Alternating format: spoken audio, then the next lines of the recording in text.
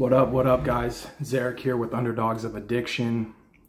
Just got the new Samsung Galaxy S23, and yeah, so hopefully I can deliver a little bit better quality videos for you guys. With that said, you know, one of my most popular videos on here was talking about my addiction to alcohol and cocaine, and I've got the best responses from that video. So I wanted to do an updated version of that video, and I feel like in that video I wasn't able to explain everything that I really wanted to tell you guys. I kind of want to tell you, you know, a little bit more details. So basically, my drinking career started when I was about 24 years old. Before that, I never really drank much. You know, I think I drank like once or twice when I was 21, maybe a few times when I was 18. It was always fun, and I quickly realized that I was an addict with it. Like, when I started drinking, I could not put it down. And so one night, me and one of my friends, we like randomly found $200 on the floor at a bar, and we both were working minimum wage jobs, you know, at the time. I think I was probably actually, forgive me, not 24. This is when I was 22 years old. And at that time I didn't have a drinking problem, but I decided I was in my party phase, you know, watching Jersey Shore and shit. And, so me and this friend drank, and we ordered like Long Island iced teas and things of that nature. And anybody who drinks knows that those types of drinks are destructive. They could either be a really good time or a really bad time, but for me it usually ended in a bad time. Long story short, we get wasted and we end up getting in a car crash. We got in a fight, assaulted some people. Totaled our car. I don't want to get too deep into the details of the story, but you know, I pretty much should have been dead. My friend went through a windshield, and somehow I came like this close from being wrapped around it, like the car wrapped around a tree, and my body just, I thought that I was fucked. I thought that I was gonna die or seriously get hurt. And I remember the car just going around that corner, probably 65, and then I see the tree and just boom. And my friend, you know, his face is obviously damaged, and we somehow made it out of that one. And I didn't drink for, I think, a few years after that. And then in my mid-20s is when I started drinking again. And it had to do with a lot of death in my family. My grandmother, who I got tattooed right here, she passed away. We were very close. She struggled with a lot of mental health issues. She was born in post-World War II Germany. My grandfather was in the German army, and there was a lot of abuse. And anyways, she was just a great grandmother, and that one really hurt me because she was kind of like with me my whole life. She lived with us for many of the years. And if she didn't live with us, she lived close by. And then, you know, the death of my uncle happened at the same time. He was kind of like my father figure pretty much, because my dad was in and out of prison my whole life, and are addicted, or transient on the streets in different states. So my uncle was kind of played that role for me, my Uncle Mike, and he passed away. And it was the way it went down. I ended up got drunk the night before because I was still mourning the death of my grandma, and I never got over it. And also during that time, I had a big break in my music career, and I was making more money than I ever had, and I didn't feel like I deserved it. And so I was sabotaging myself without even knowing it. I probably got drunk 4 days out of the week. I'd go to the bar, buy shit for everyone, get fucked up. At that time, I was not introduced to cocaine, so that wasn't a thing. But I would just get drunk on the weekends and spend all my money on clothes, and bought a new car and buying shit for everyone to try to numb the pain of losing my grandmother, and also feeling guilty for my success, feeling like I didn't deserve it, which probably stemmed from a lot of unmet needs when I was a kid, and not believing that I deserved a good shit. And so those two things factored into the addiction. And then once my uncle died, about 6 months before he died was Thanksgiving, and I was hungover. And he was kind of like the strong silent side, but he called me and he was like, "Hey man, like, how come you're not here?" And I was like, "Man, I'm hungover, it's not a big deal." And he was just like, "Hey man, can you, like, I really need you here, I need you to come here." And I just blew it off, and something in my gut was like, that's gonna be the last time you have a holiday with him. And sure enough, 6 months later, he died at the young age of 49. And I dealt with a lot of guilt and shame. I processed a lot of that during treatment, so I don't get as emotional about it anymore because I've made peace with it. But that really left me on a tailspin. From there, my drinking progressed because I just didn't really give a fuck anymore. My uncle was like, I look a lot like him. He's who I looked up to. And he went to like, all my games, my football games in high school. I was a really good football player in high school and was getting recruited by a lot of Division I schools. And, he went to all my games, and I don't know, it was like how we bonded, because he wasn't a very emotional, talkative guy. It was holidays and it was football. And, I mean, man, I miss that so much. Luckily I have other great uncles in my life and family, but, that really affected me. And, yeah, I just started drinking a lot. I'm trying to tell you guys kind of the origins of my addiction, so maybe you guys can relate to it and it connects to your own story. But these are the origins of my addiction. And then obviously, like, my relationship with my dad, my whole childhood, he was in and out. There was a lot of domestic violence. There was a lot of neglect. There wasn't a ton of physical abuse for me. There was maybe a couple times when my dad physically abused me, but he was more of a neglect and just him not being able to love me as a son and not accepting me, it felt like. And of course that caused me all kinds of issues. So all of those things from my childhood, as well as my mom was a survivor of abuse, so she wasn't always available emotionally, even though she took great care of us, physically for the most part.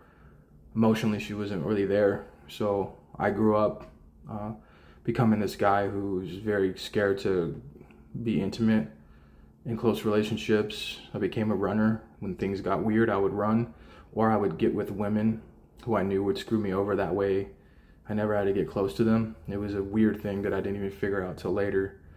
But these are all the things these were all the pains in my life that led me to want to use cocaine and alcohol, as well as, the being made fun of for some times in my life for having big eyes, or for being biracial and looking white. What else did I get made fun of? Mainly those two things. That was briefly, maybe in like 7th grade. And it wasn't really bullying, it was just people giving me shit, but I didn't know how to take things because my self-esteem was so low. So all of those things really messed me up. And then I, was, like I said, got successful in football, was successful in music. My YouTube Styles Major, you can look it up. I have over like 60 million views on my channel. Like, there was a lot of success over the course of the last 12 years or so.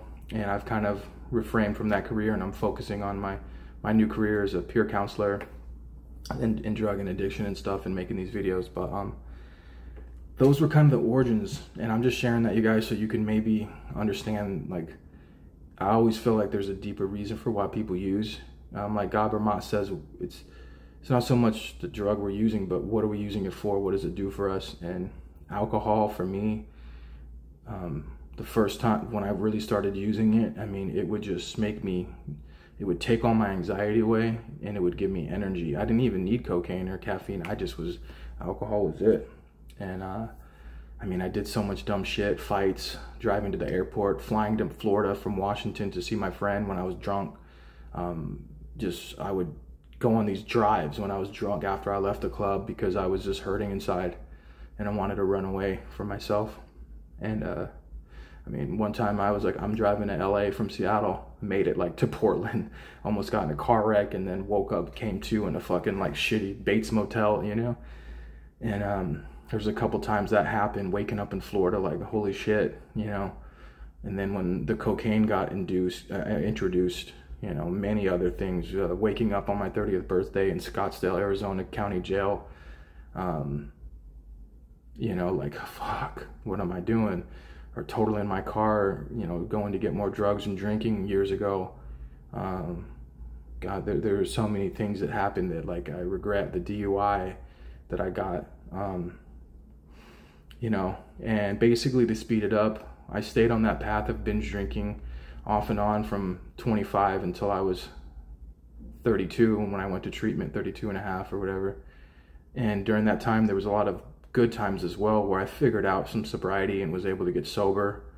And it's usually when I started eating healthy and working out, stopped hanging out with the wrong friends, started going to counseling, started training MMA and jiu-jitsu.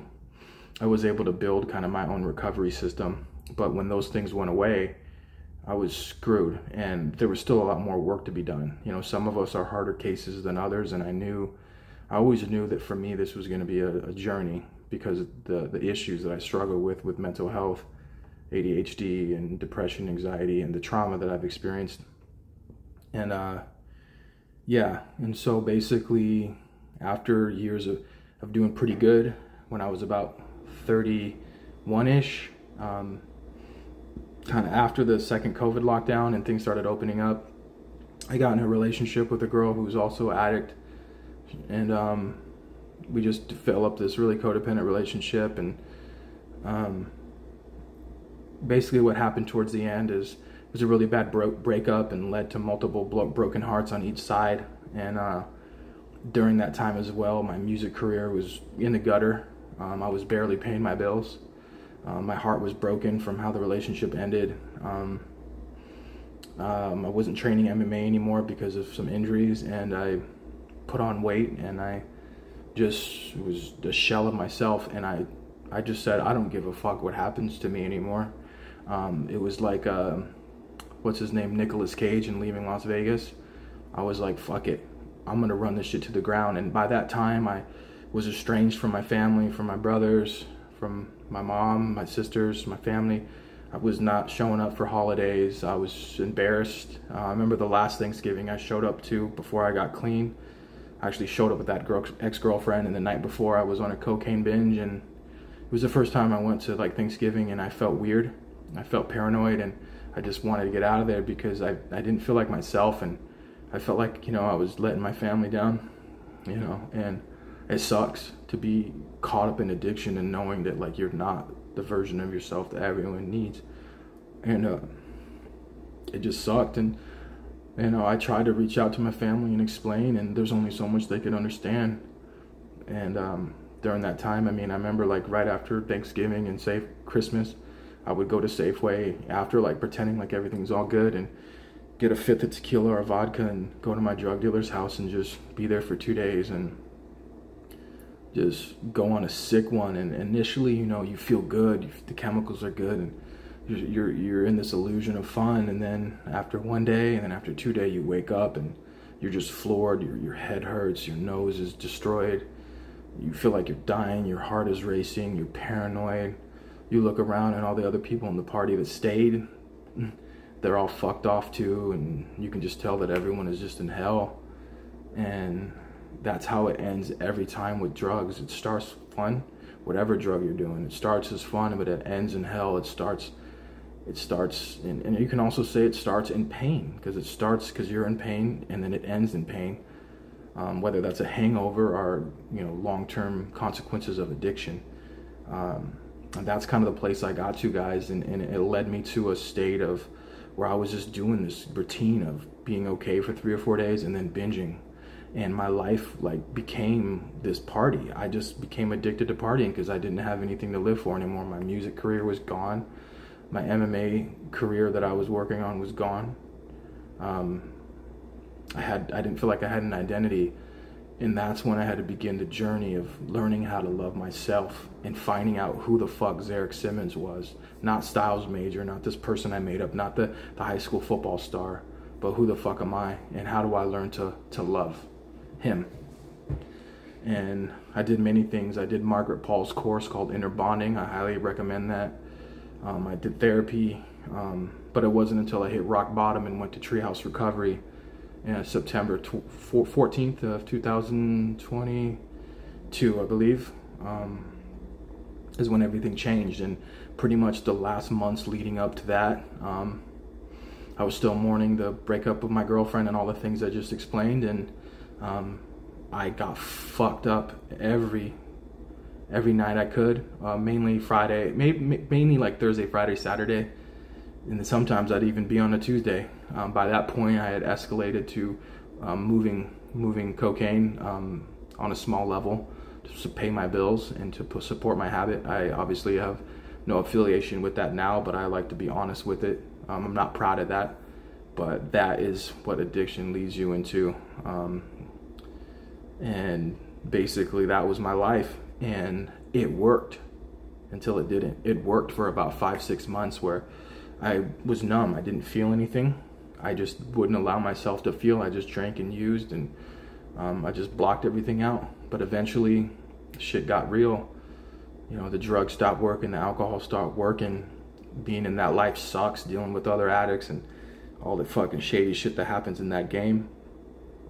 And just one day in my apartment, I just broke down and I prayed and I said, Lord, I know that you're going to take me out of this.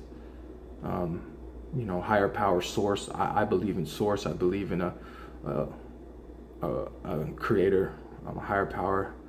And it's just like this intuition I felt, and my intuition was like, things are going to get better, but it's going to be very painful for some time for you, Zarek. This is the beginning of the journey. All this time I wanted to do everything on my own, and for years I tried to get sober on my own, but it didn't work until I really surrendered. I had an awesome uncle, my Uncle Kenny, who you know, is a great human being and is on his own journey of recovery, even though he's not an addict. He lost his mom, which was my great aunt, to addiction, alcoholism, and he kind of was telling me about Gabor Maté and like compassion inquiry and learning how to like heal childhood trauma. And he gave me a program, and then that led to me being honest with him and telling him that like I'm really struggling with addiction and I need help. And fortunately, he's a very successful person, not only financially but spiritually. And it was kind of a crazy experience, you know, because I lost my Uncle Mike, which was his cousin. I call my Uncle Kenny my uncle, but he's really my mom's cousin. And he kind of filled those shoes that my Uncle Mike filled, and was kind of that father figure there to help guide me out. And I mean, it was just it was a very healing experience to be able to trust in a man and know that man is going to have your back, because my whole life my grandfathers were dead, except for my other grandfather was just out of the picture, Sonny, but my other grandfather died when he was young, so there was not a lot of male attention for me. And to be able to heal that wound in myself and trust my uncle and him research and get me into a place called Treehouse Recovery, which is one of the best treatment centers you could ever go to if you're a young man or an older man, you know. And basically once I went there, it was just it was crazy, you know, because before that, you know, it was just this drunken joy that turned into misery. And before you know it, I found myself just at my own apartment listening to fucking 3 6 Mafia songs and God knows what, and Deftones, my favorite band. And just because I had the cocaine supply, I would just be doing it all night. And at first it was fun because I felt numb and good, but it just led to such a dark place to where I didn't want to be dead, but I did not want to feel how I felt anymore. And I finally surrendered. And I went to Treehouse Recovery, and going to treatment is scary, you guys. It was scary, but I was so desperate in my apartment. It became this place of isolation. And when I looked around, over the 8 years I lived there, I just started seeing and feeling all the negativity and all the things I've done in there and all the pain. And I knew I had to get out of there. And I made the commitment. It took me a few months to get the proper insurance, and the Treehouse gave me a partial scholarship. I'm forever grateful for them, and they saved my life. They helped save my life. I took part in it as well. I helped. Everyone's in their own journey and their own process. I'm just using this video to support and to give people hope. And yeah, it was scary. My anxiety was crazy. I moved into a house with 10 guys. We're working out together, military style, at 6 a.m., 5 a.m. or whatever, 5 days a week, doing 3, 4, 5 group therapy and individual therapy, writing therapy, and really processing my trauma. And there's they have a great clinical psychologist there, and great drug and alcohol counselor, physical trainers. I'm not going to mention their names, but they know who they are, and they were awesome. And I was in that program for the program I stayed in for 5 months, and then I stayed in the sober living for a month and a half. And that was that experience, you guys. And I started feeling good about myself and getting healthy, but there was still some things in myself that I hadn't let go. And I still, in the back of my head, was romanticizing going back to Washington State in Olympia, where I'm from, and getting fucked up one more time. It was just there. And that's what I did. And I left. I packed my bags. I have a habit of running and self-sabotage. And one of my mentors, he told me, he said, Zarek, he goes, I see a pattern in you, and I see that every time things start getting good for you, sometimes you run away or you sabotage them. And I was like, fuck, he's right. And but the weird thing is, now where I'm at right now, I realized that the 2 times that I ran in treatment, they all were meant to get me to where I'm at. And so basically I packed my things and I left in March of last year. I was home for maybe a week, and I relapsed really bad. I went back to those same bars quickly to realize that nothing was what I thought it was, and that like nothing good was happening and it like was worse off than I remember, because I had been removed for so long. And I was like, I'm never coming back to this bar again. And I haven't been since March of last year. But I ended up going on a sick bender because I had nowhere to live.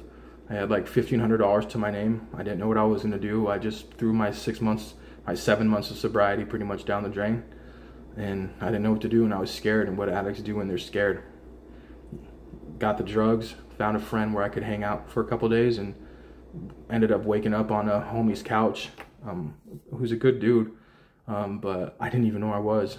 And I took an Uber to get my car that was at my friend's house, who was actually moving out, and so no one was even there. He was moving out that weekend. So I'm in my car, and I'm fucking hungover, the worst ever. Just, I feel like a fucking dead man walking, and I have to call my mom, coming off drugs and alcohol, and ask if I could go to her couch. And it was a terrible experience, and I had to detox on the couch. And seeing my mom see me like that was really changed me, because my family was finally able to see what I was struggling with. And so there was actually some healing that went on there. And then me and mom had a conversation, and she's like, I know you can do better. I don't want to see you die. And you know, and I was like, fuck, Zarek, you got to do this for yourself, but also for your family, and for the world that needs you. And that's when after that relapse, I got on a plane to Boise, Idaho. Had a crazy experience in Idaho. It was great, complete culture shock, a bunch of cowboys, great people, beautiful scenery, very clean place, and a very friendly place. And I was there for 4.5 months. Did time at Eagle Creek Ranch and Hope Guides, and really learned how to connect to my spirit and work with AA, and just really fine-tune some of the things. Something in my spirit told me, like, I really wanted to come back to Washington. Something in my spirit told me that I needed to come back here because there's people that need me. And I always wanted to come back to my community in Olympia, Washington. It's the state capital of Washington, because there's a lot of kids out here struggling with addiction, and it's very rare, like, how people that do what I did. You know, I went to a $80,000 treatment center in Treehouse, which I got scholarship half for or something like that. And then another $30,000 treatment in Idaho. And like, it's not every day that you get the opportunities. The only reason I got that opportunity is because my willingness to ask for help and the grace of Treehouse Recovery and my uncle and helping me financially. And so I felt like it's almost a little bit of survival's guilt. Like, you want to help people, and there can be such a thing as toxic empathy. And so I wanted to make sure that I was ready. But I struggled because, you know, a lot of the guys back where I was from, you know, they didn't want me to leave, but I felt like I had no choice. And so I kind of left in secret. And it was weird. The day that I woke up and left, you know, in Boise, Idaho, it was 100 degrees every single day for like 60 days in the summer, or 75 days. I left like early August. And the day that I decided to leave, it's raining and it looks like back home. And I took that as a sign that even though this is hard to do, something in my gut said it's what I had to do. And now, almost 6 months later, I understand that every choice, even if it was looked at as running, everything was all meant to be. Everything had a purpose. And I sit here now because of the blessings that I've received from all the great people I've met in Oregon and Idaho and Washington, and the centers I got to go to, and the great people and the sponsors and the friends and all of those people. I sit here a changed person, and this is just the beginning. And I sit here, I forgot to mention, so when I did come home, of course, I didn't follow what they always taught us. You want stability. You want to make sure you have a plan. And I kind of came in my running nature. And so when I came, I moved in with friends that drink. It was just a matter of time. I relapsed for about a month or so and a half, off and on. And it was like I didn't want to do it, but I just felt like I didn't have a job. I didn't have really anywhere to stay. Like, if I would have came home with the plan, I think I would have been fine. But because I came home to all this chaos, and I go, well, fuck, I just pretty much was sober for a year, did all this work, and now what? I come home and I have nothing. I have nowhere to go. I gave up all my possessions, and I allowed myself to just fall off. And to the grace of God, you know, people came into my life and helped me. And I also just was like, nah. After a month, I was like, nah, I'm not doing this. And I was able to move into a better environment with someone who's in recovery. And they helped kind of weather me back. And I owe a lot to them and also to myself. And I told myself, I'm not sabotaging myself again. Like, I'm better than this. I'm not that party guy anymore. I'm the dude who has 11 months sober. I'm the dude who did 11 months of work. And ever since then, I just said that was it. And something actually really happened that really changed me. Is my dad was living on the East Coast, but he moved back to Olympia. And I hadn't seen him in, you know, 16 years up until like 5 years ago. And then I haven't seen him in 5 years since then. And I seen him on the street. And my dad was normally a pretty decent sized guy, probably 205 pounds, healthy guy for the most part. And I saw him and I was like, is that my dad, man? I know it's my dad, but he's 100 pounds. He looks like he's strung out on fentanyl and meth. And it was, and you know, one of the, you know, I was on a relapse, and we were drunk, and we were actually, I was drunk and he was drunk, and a lot of my pain and the reasons I use is because of the trauma that I had with my father from the neglect and the lack of acceptance and some of the physical abuse, and it plagued me for a long time. And I got to realize that, you know, my dad had those same things happen to him, and that he was just a traumatized individual himself. And I did a lot of work and treatment on that. So when I saw my dad, I was able to help bring his guard down and understand that I'm not judging him and that I love him and care about him. And we were able to just, it was weird. Like, we were both, I was drunk and he was on whatever he was on. But it was kind of a beautiful thing. And we were able to just make amends, and it's been cool ever since. And I told him, and he's like, I wish I could leave you something. And I was like, look, Dad, like, I just hope you never give up on yourself. But at the same time, I had to set hard boundaries because my dad is a manipulator and he's an addict. And so I just said, hey man, I can't help you, but if you want help in treatment or something, I got you.